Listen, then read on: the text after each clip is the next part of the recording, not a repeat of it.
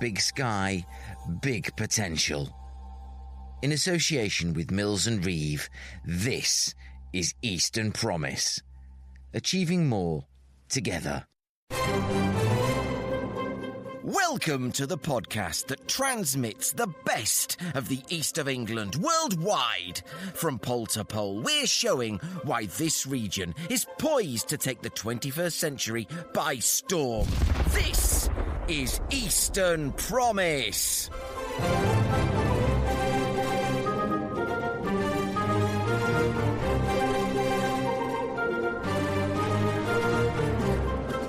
I'm your host, Mike Rigby, and this week you join me in the splendour of Aviva's Marble Hall, the beating heart of Norwich's financial sector, to join the annual conference of the Norwich Financial Industry Group. With this year's theme being People, we'll be talking to people to find out more about the event and where the theme took us. These are big questions, and saints be praised, we've got big answers. All this plus action points from me for you to act upon. So join me and the Norwich Financial Industry Group on this week's Eastern Promise.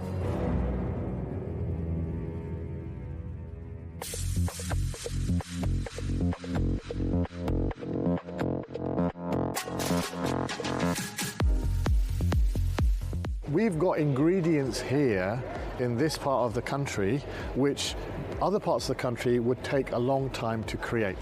And that's very unique. And I've seen it coming in from the outside and I've gone, wow, that's really great. We don't shout about Norwich, the city, or Norfolk for that matter, or East Anglia, but there's some wonderful assets here.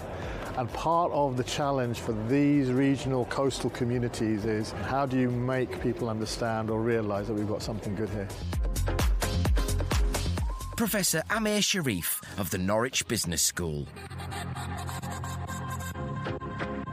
Often, when we think of the city of Norwich, we think of agri-tech or the plant and microbial science conducted at the Norwich Research Park. Or we think of the burgeoning sector of independent creatives across the Norwich University of the Arts, the University of East Anglia, the National Centre for Writing and more. Now, these are all important and thriving facets of the city, key to any conversation about its present and its future. Norwich's financial industry goes back centuries, as the statues flanking the grand exterior of Aviva's Marble Hall can attest. And it's in that hallowed hall that the Norwich Financial Industry Group's members assembled for their 2026 annual conference, which examined the theme of people, especially prescient in this age of AI. Let's begin with one of the evening's three keynote speakers. I'm Gautam Hazari. I'm the Chief Product and Innovation Officer for XConnect. And I came from Rickmansworth, Hertfordshire, and I'm, delighted to be here. Well, that's still the east of England, so that's great news, yeah. And so, for those who might not know about XConnect, tell us all about what you do. So, XConnect is looking into what I call humanizing and bringing in trust in all the communications, right? Because right now in the communications world, the trust is diminishing due to all these AI-initiated, let's say, deepfake audio, deepfake videos, right? So what we do is we use a lot of different, let's say, signals, data from mobile operators from elsewhere as well, so that no one should be defrauded, because at the end of any, let's say, fraud chain, there is a human who is sitting there, right? The impact is human. Yes, there are businesses who get impacted, but at the end of the day, there is a human who gets impacted, right? Yeah. So that's what we try to kind of resolve. And primarily, my mission is, even before XConnect, I have been doing this thing for the last 20 years. My mission is what I call humanization of technology, and basically because we all use internet, right? These AI things are using internet as well. The internet was never created to identify me and you, humans, right? Internet was created to identify computers. That's why there are IP address and all stuff, right? But then we humans started to use it, right? There are revolutions that happen, like this AI revolution. That before that there was this social media revolution. Before that, the commerce revolution happened, all in the internet. But the internet doesn't know how to identify me and you. That's my personal mission, to basically bring back the human identity into the internet. That's what I do. That's really fascinating, because that's really much seems like something we've been trying initially for reasons of one assumes profitability, but chuck out the human element as fast as we can, get rid of the human parts of the chain, and to have them back in. I think that is a hugely important point, and it provides that assurance and reassurance, doesn't it? Particularly to, if we're talking here, financial institutions, you don't want to entrust your finances or your insurance to a computer where as we've seen just today. A load of details are on sale in on a Chinese e-commerce site. So and you're the keynote speaker today. So what's your message going to be for the financial professionals from Norwich? My message will be that the world is moving extremely fast, right? There are convergences happening. I'll talk about it. What does that mean? The convergence is happening.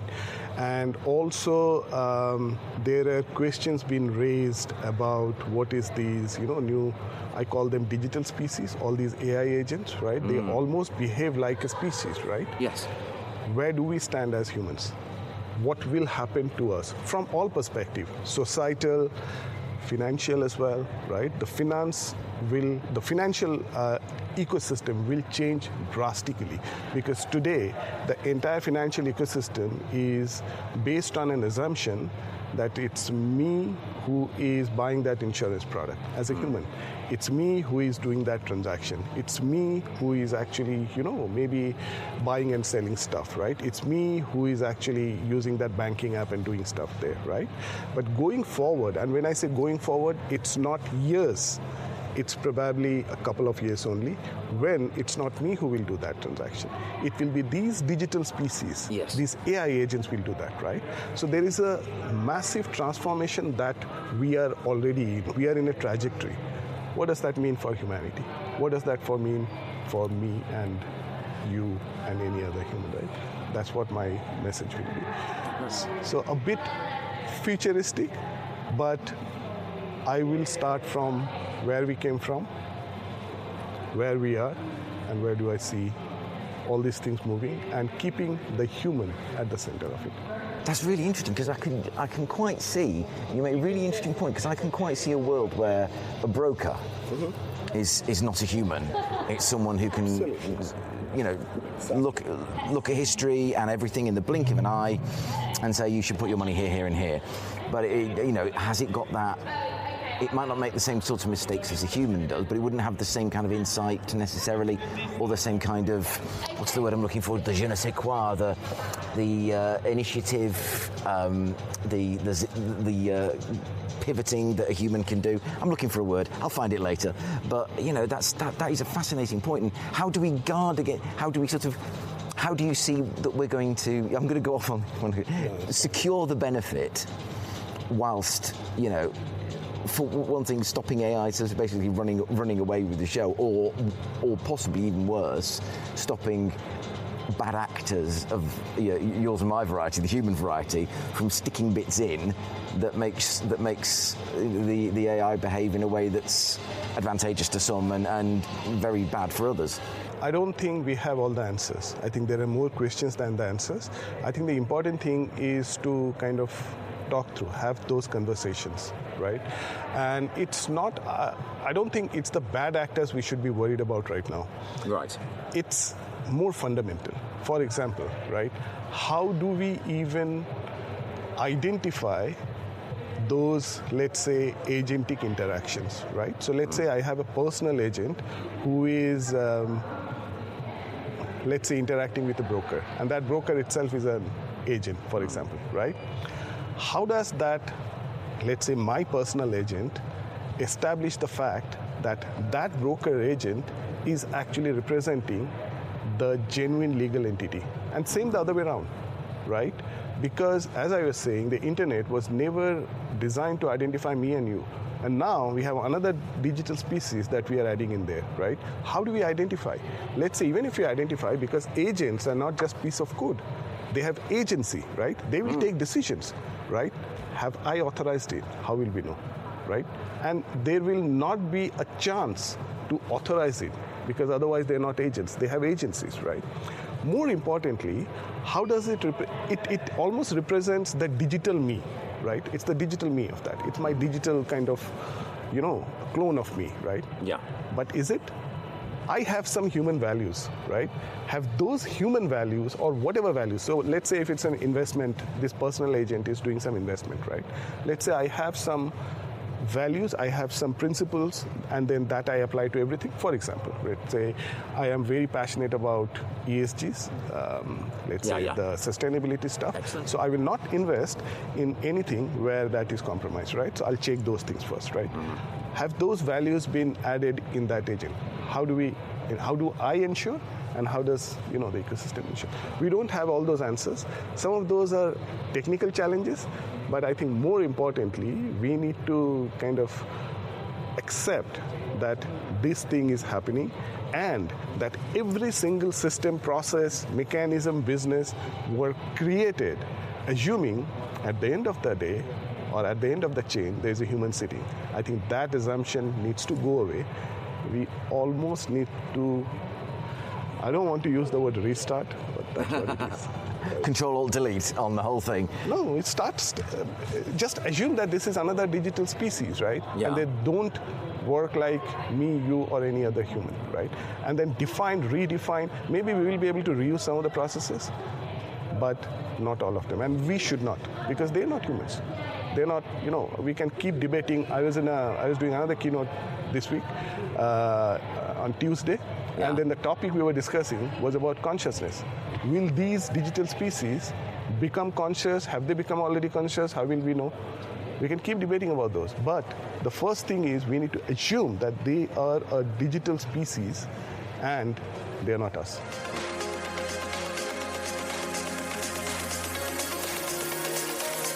Gautam Hazari, Chief Product Officer of XConnect.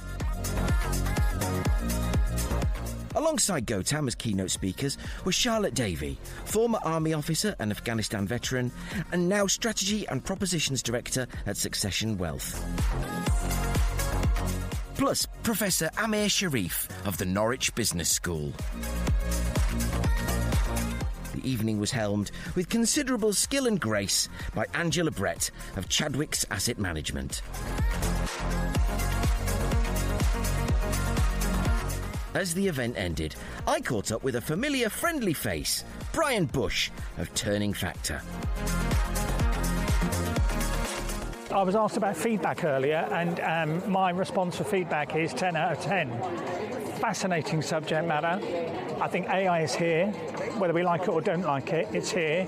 We need to understand how we utilise it, not how it utilises us, because it will come along and harm us if we're not careful. So I think getting this kind of overview of knowledge and understanding from people at a level at which most people in the room can probably understand is vital. It was a series of very human-centric talks, encouraging us always to keep ourselves as a species, our innate individualities and also community sense, I suppose, at the centre of what we do, and not hand it all off to the machine. Is that something that spoke to you, that need to keep, I mean, you certainly just indicated that. We work in human, we work with people, so it's always vital. I think one of the important things is the curiosity bit, and for me AI speeds up curiosity because it can sometimes speed up an answer, but we must always understand that we're controlling the technology, it isn't controlling us. So to do that we have to understand it best, and that's the point. We have to learn about these things. We get a mobile phone, and for a lot of people they don't understand how to use it, so understand better how to use it, and then it will serve you better. If not, it won't serve you. And there's also a certain amount of making sure that the AI shows it's working and its sources. Yeah. And, it's a sense check, isn't it? It can be a sense check as well, but I think, as Catherine said always, is check your source, check your understanding of the knowledge. We don't just read the paper and believe what it says. Well, some people do, but we shouldn't. No, so the same thing with AI. We should sense check everything it says, and then we can take our own view of it and compare it with another version of the same thing should we wish. Well, you're right. It's an absolutely fascinating evening. So what's your going to be, the final question, what's going to be your sort of number one thing you're going to sort of take forward now in your work with Turning Factor and all the people you see on your various travels? Cheap plug, my lovely friend. We've recently launched UK's one of only 7 accredited qualifications in AI because of customer demand.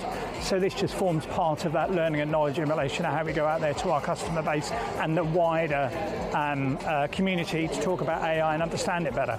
Well, there you go. It's all about learning, isn't it? All-round lovely bloke, Brian Bush.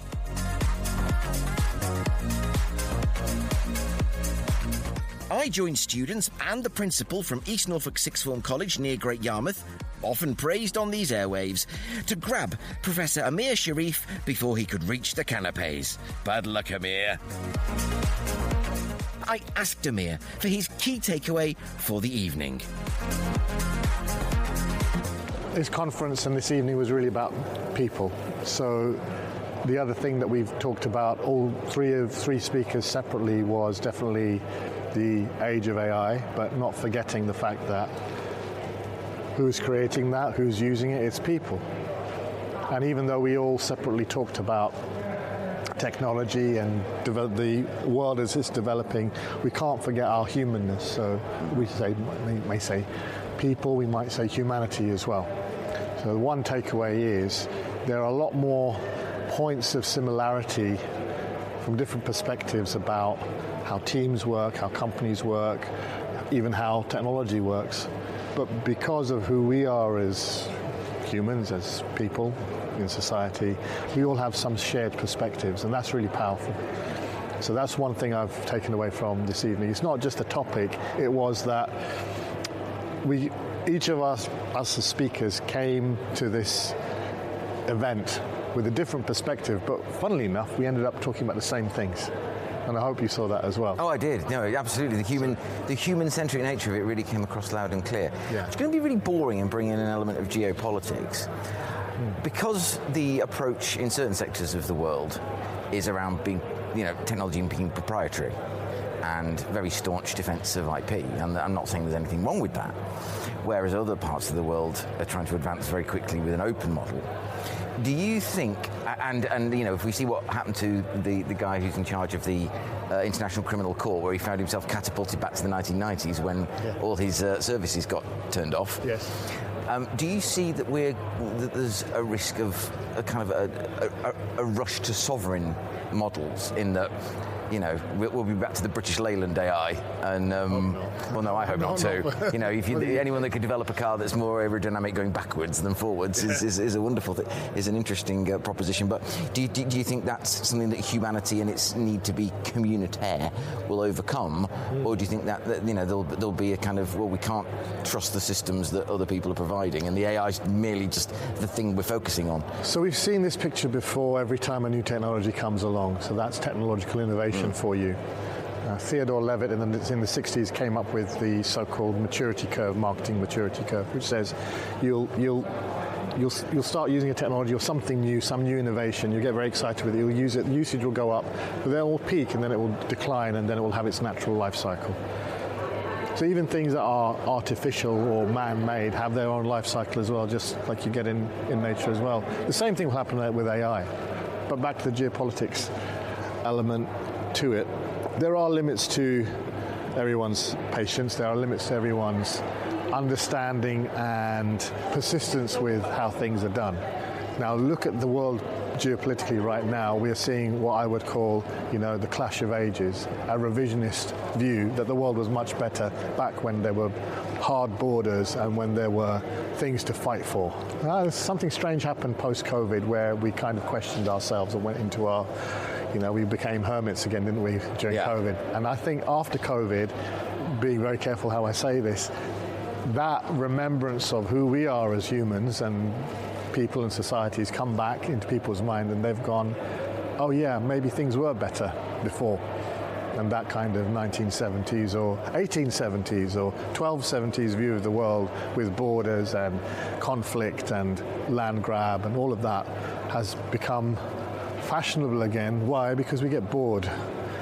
Humans get bored and they like to reinvent things from the past, but it's not quite the same.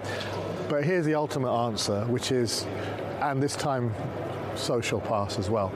So we'll get beyond this. It's not forever. Good. It's just that we've got to get through it. Yeah.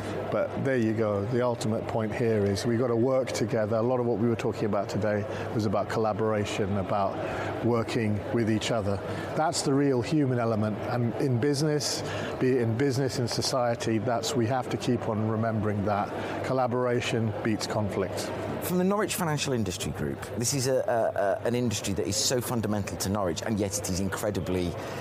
it's like this sort of silent juggernaut that keeps the city afloat. I knew you were going to ask this question. Yeah. And doesn't really shout about itself. Yeah. And there's possibly a school of thought that says, would increased shouting be helpful or detrimental? I don't know. But what is it about Norwich, would you say, and you outlined in your talk how you've been all around the world, that makes it that powerful centre for particularly insurance, but for the financial sector? So, Figure's a good example. So is UEA, the UEA, University of East Anglia, as well, which is why I came here. And I'm still in this job, only 18 months in, but I'm still here. Why? Because and Catherine's talked about this with Catherine. Dr. Catherine Richards, who's right here. As well, as a great colleague and part of our wider ecosystem, also very passionate about education, but about the community and Norfolk and East Anglia in general. We've got ingredients here in this part of the country which other parts of the country would take a long time to create. And that's very unique. And I've seen it coming in from the outside, and I've gone, wow, that's really great. That's really good. You're right, we don't shout about Norwich, the city, or Norfolk for that matter, or East Anglia, but there's some wonderful assets here. And part of the challenge for these regional coastal communities is how do you, literally your question, how do you make people understand or realise that we've got something good here?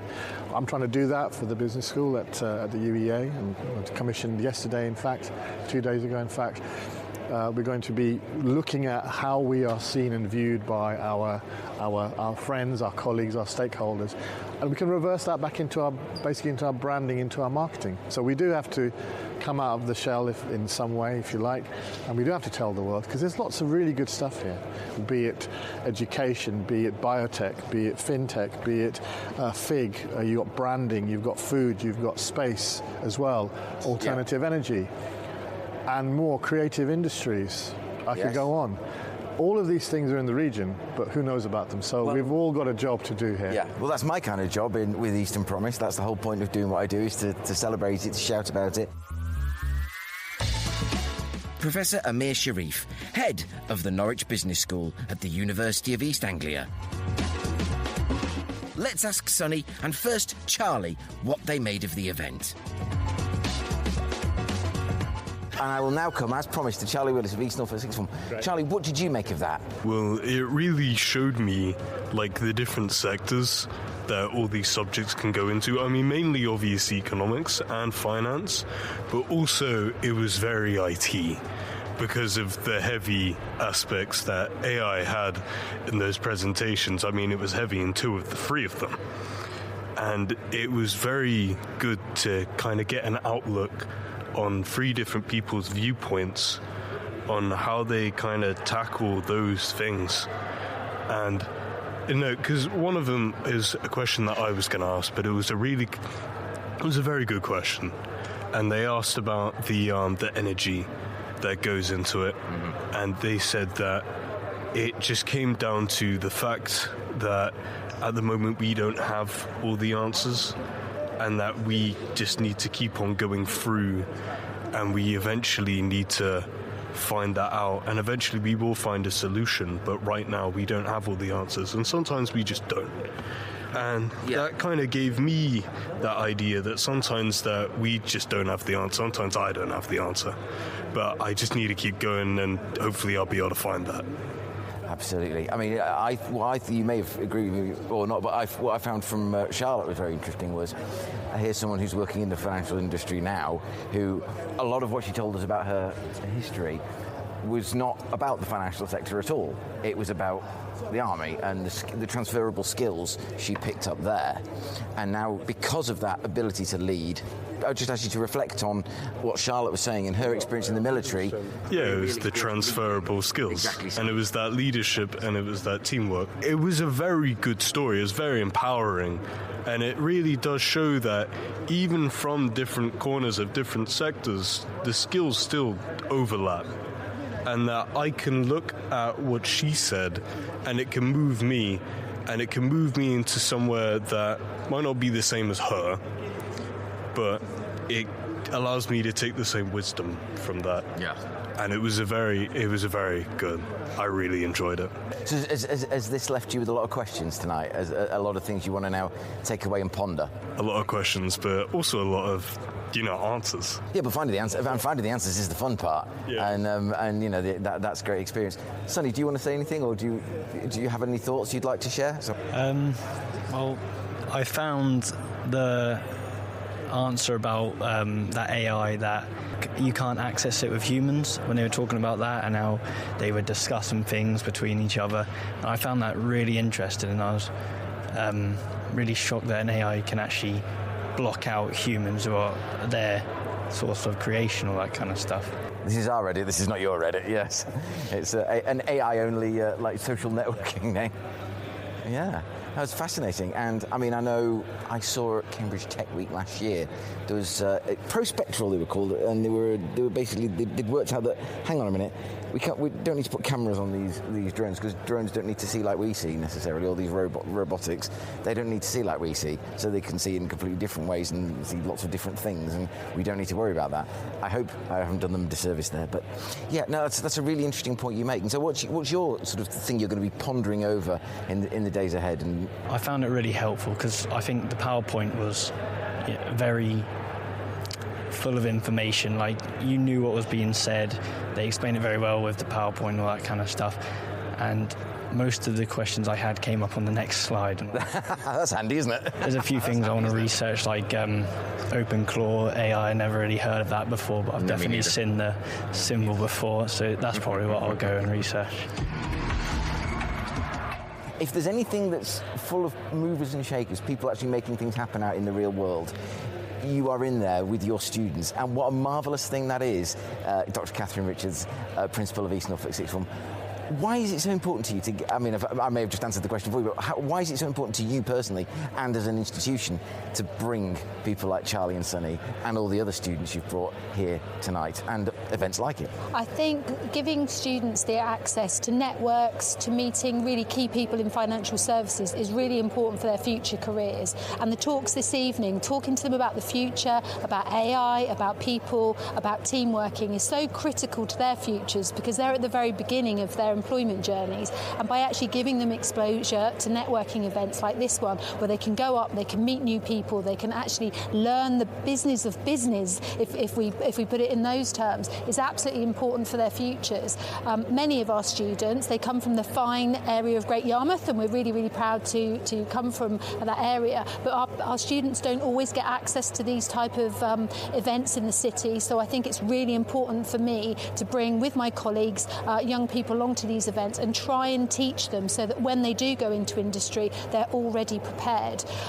There's also a piece for me here about problem solving, and problem solving actually came up in the talks this evening, which was really interesting because we don't know all the problems that we've got to tackle in the future, and we, even during the presentations, I was thinking back to some of the mistakes I've made in my career at various points, because we all have those, definitely, and how we break down a problem and then start to look at the parts that help us move forward. And I think all of the talks really illustrated that, the power of people, the power of teams, pieces around trust, exactly, a huge emphasis on trust, and that's what I want our young people from East Norfolk to go forward with, to understand for their futures. So I think it's really important. And I'll not just say this because you're here, but whenever, this certainly happened at an Eastern Promise event last year, and I can't imagine it's any different anywhere else. Whenever East Norfolk sixth form students turn up in a place, they leave an impression. They make a mark with the people to whom they're speaking. And there was one in particular, but several, but one in particular left a mark on the event that we did in November, where people have said afterwards, "Oh, he was great. What was his name?" And that was so incredible, and that always happens. Not only do you make sure that your students get a foot in the door and find out and come to these events, but they leave a mark, and that must be, for you, that must be really, really. That does make me really proud, because one of the things we try, we talk to the students a bit about what's going to happen at an event, but both Sonny and Charlie, they've actually worked themselves to actually come and network. They've chosen to ask questions themselves. They're developing those skills. They're getting that curiosity. And that's something that's really important at East Norfolk. We want to make sure that our students are curious. So whether it's a networking event or whether it's doing their studies, they need to have those skills for the future, because creativity and curiosity, as we've heard throughout this evening, are absolutely essential for the future. Whatever path they take in terms of their careers, those two elements are essential for them to be successful in life. So yes, it's really part of what we're about. So yeah, I'm super proud of them, and I will continue to look for events, through any events that I can bring them to, and I'm really proud of these two this evening. There you go. Dr. Catherine Richards there, Principal of East Norfolk Sixth Form College. And so, as the Marble Hall cleared following a very successful evening, I caught up with the chair of the Norwich Financial Industry Group, a very happy Steve Davidson. What's your feeling now that the deed is done and everyone's in here enjoying your hospitality? Well, my first reaction, Mike, is to say how much I enjoyed it. Actually, it worked out exactly how I had planned. I had given minimal briefing to each speaker, but they all followed it fantastically, and I have to say it flowed really well from speaker to speaker.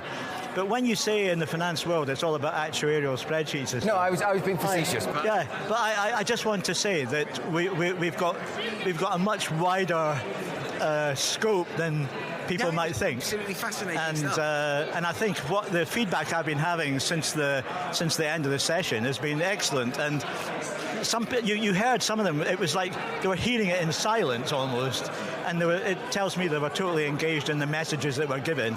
And some of the messages that are very key are the thing about the importance of humans. Humans remain important despite all what you hear about AI taking over the world and stuff. Humans are very important. That came across very clearly. Things like trust came across, yes, and building trust. I thought that Charlotte gave a great talk on her experience. So I'm very, very relieved that it all worked out okay. And great mix of speakers. Some very difficult questions from the audience, I must say. They were very tricky. And I'm so glad I was up there sitting on one of those high chairs. But the two things we did tonight about the experiment of inviting East Norfolk Sixth Form College and the students here, as for them to gain some experience of coming to an event like this, I think has been very successful. I don't know what Dr. Catherine Richards has got inspiring leadership, and they all seem to have enjoyed it, and I'm glad they're eating up the food as well. Do you want any left? There's some left for you, mate. Well, and where can people go to find out more and then join? Well, fignorwich.org.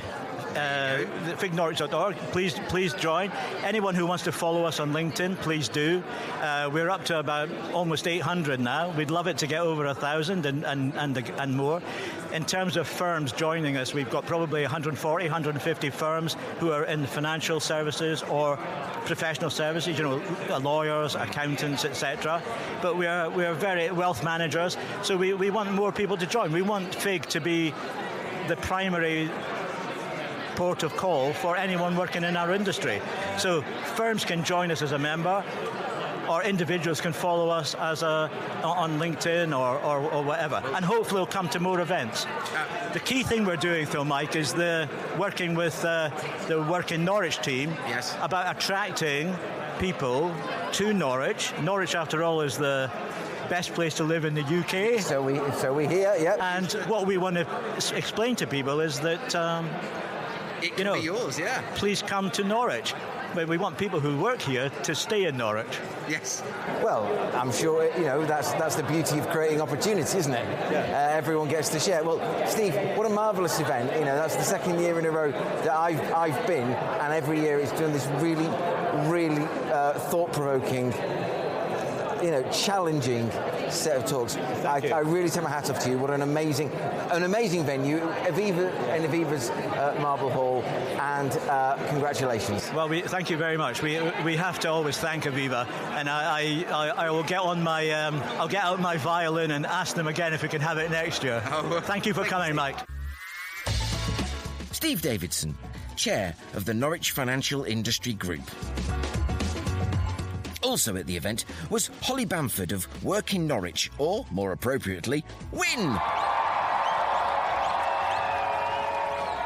This is a citywide campaign led and funded by Norwich Business Improvement District to showcase Norwich as a great place to build a career, grow a business and enjoy life. And on every chair was a card advertising an incredibly important survey being run by WIN. I asked Holly to tell me more. Okay, so we've been running Work in Norwich for a couple of years now. It's there as a hub and a space for us to be able to communicate the benefits of working here as well as living here, and that's a platform we've been kind of in a campaign that we've been running for a while. The opportunity with FIG was to work with them in a more in a closer way to be able to gather more insights and then be able to curate those campaigns a little bit more better. So it's a bit of a pilot, and that's why we've launched the survey tonight, so that we can gain a few more insights, because there are probably some universal challenges around recruiting in Norwich, or misperceptions, or some of the challenges or barriers for people living and working here. But we really want to get into the detail of the specific industries. Is it lower level roles? Is it higher level roles? What actually are our challenges? Is it specific ones? Or what are the barriers for those specific people coming into that sector for Norwich? So this is a really good opportunity for us to get a bit more granular. So with that data, what's the next step? What's the how? How are you going to put that to use to address those challenges? Presumably, again, in collaboration. Exactly that. So we will analyse the data together. We'll agree together. We've got a working group from FIG and our team that are working together to kind of absolutely by consensus figure out what we want to take from the analysis to inform our decisions. It will be anything from the channels we choose to communicate on to the information that we put on the website specifically around that campaign. So if schooling or higher level or lower level roles are priorities coming through, then we will engineer the content to kind of work more specifically towards that. If you've looked at our WIN campaign, we use real people's stories to be able to help connect people to what living and working in Norwich is like. So we'll help to try and find advocates in the city that match that profile that we get to, and then we're hoping in the autumn that we'll have found some people that tell the story. We'll have aggregated our content in a way that's more relevant, and then we'll put a campaign live in autumn, and then we get to learn from that and see how it goes. Well, the link to the survey I intend that to be in the notes to this podcast, as they say, which will go out next week, which is going to be a very quick turnaround. If you could, that would be amazing, yeah. No, that's the least I can do. Holly Bamford, Head of Marketing at Norwich Business Improvement District and Work in Norwich, or WIN. You can find a link to the survey in the notes to this podcast, and please make sure to pay close attention to the closing date. And so, as the Norwich Financial Industry Group leaves the splendour of the Marble Hall for another year, let's ruminate no longer, but spring into purposeful motion, taking as your guide Eastern Promise's all-powerful action points. Action points! Action points! Action points! Have you noticed I say something different here every week? You must watch these plot twists, you know. OK, let's just push on to this week's action points. 1. Respond to the Work in Norwich survey. The link is in the show notes. The better the information Win gets, the more effective the next steps will be. 2. Visit fignorwich.org, that's fignorwich.org, and take a look at the huge range of the Norwich Financial Industry Group's members, government departments, local councils, banking giants, universities and accountancy firms. You won't believe it until you see it. 3. And finally, your third and final action point. In the financial sector, as with many other key industries, Norwich is very, very good at being world-class. However, this is sometimes achieved without the rest of the world necessarily knowing much about it. Norwich's financial sector is a brilliant case study in quiet excellence. The fundamental purpose, however, of Eastern Promise is to turn up the volume and make sure everyone knows, whether you're in Cambridge or Kathmandu, Norwich or Northern China, Ipswich or Ouagadougou.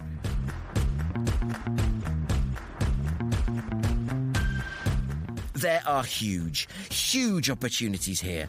Norwich's potential is massive and is stirring from its slumber, ready and waiting to be unleashed. So join Eastern Promise in amplifying the message. Reach out and let me know what you're doing and why it's going to put the east of England, Norfolk, Suffolk, Cambridgeshire, Peterborough, Essex, Hertfordshire on the map. With over 500 listeners every month, Eastern Promise is building strategic partnerships across the region. Be part of that collaboration and get in touch. Podcast at easternpromise.org.uk. That's podcast at easternpromise.org.uk.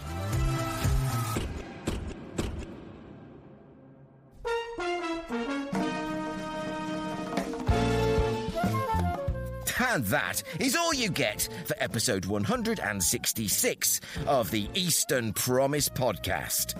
I have been Mike Rigby, and will be so again next week when I'll be at Babraham Research Campus as the guest of Dr. Louise Jopling, Chief Scientific and Innovation Officer. Lou and I will be touring the grounds of the campus, learning more about doing science the Babraham way and twitching back the curtain on this key scientific juggernaut at the heart of our region. That's all to come in but 7 days. So until then, bye for now. To hear other episodes of the Eastern Promise podcast and to find out more about what we do, go to our website at easternpromise.org.uk.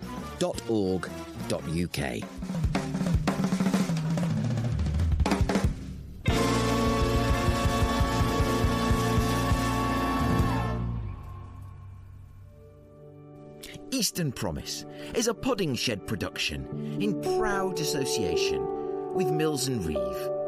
Achieving more together.